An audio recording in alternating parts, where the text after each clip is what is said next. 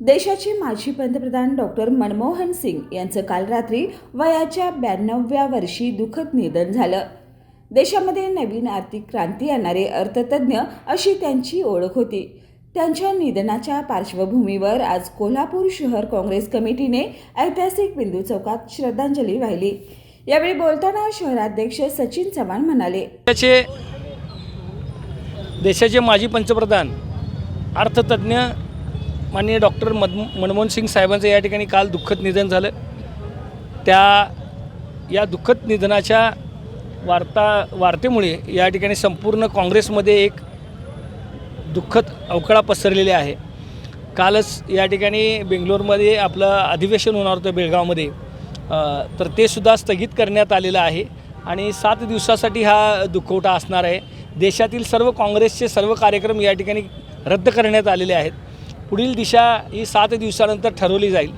मनमोहन सिंगांनी ज्या वेळेला संपूर्ण जगामध्ये आर्थिक संकट ज्या वेळेला ओढवलं होतं, अमेरिकेसारखा देशसुद्धा या ठिकाणी आर्थिक संकटात होता, पण त्यावेळेला डॉक्टर मनमोहन सिंगांनी या ठिकाणी संपूर्ण जगाला एक आदर्श दाखवून दिला की अर्थव्यवस्था सक्षमपणे कशी सांभाळली जाते. आणि त्यावेळेला तेवढ्या संकटाच्या काळातसुद्धा भारताची आर्थिक परिस्थिती ही मजबूत होती आणि त्याचं संपूर्ण श्रेय डॉक्टर मनमोहन सिंगांना जाते. आणि आज ते गेल्यामुळं फक्त काँग्रेसचीच नव्हे, या देशाची सुद्धा मोठी हानी झालेली आहे. आणि आज काँग्रेस पक्षाच्या वतीनं जी बाईक रॅली या ठिकाणी आपण संविधान बचावासाठी घेणार होतो ती आपण स्थगित केलेली आहे. बंटी साहेबांच्या आदेशानुसार या ठिकाणी पुढची दिशा ठरवली जाईल. आणि आज आम्ही या ठिकाणी भावपूर्ण अशी श्रद्धांजली कोल्हापूर शहर जिल्हा काँग्रेस कमिटीच्या वतीनं या ठिकाणी आदरांजली वाहतो.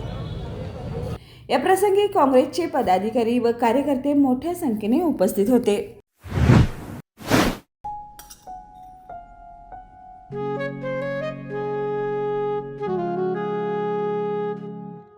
बाबा, आज येताना बासुंदी घेऊन या ना. अगं, कालच आपण आईचा वाढदिवस होता म्हणून आणली होती ना.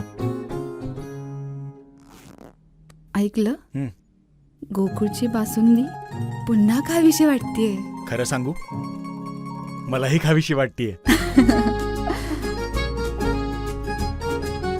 पुन्हा पुन्हा खावीशी वाटणारी गोकुळ बासुंदी.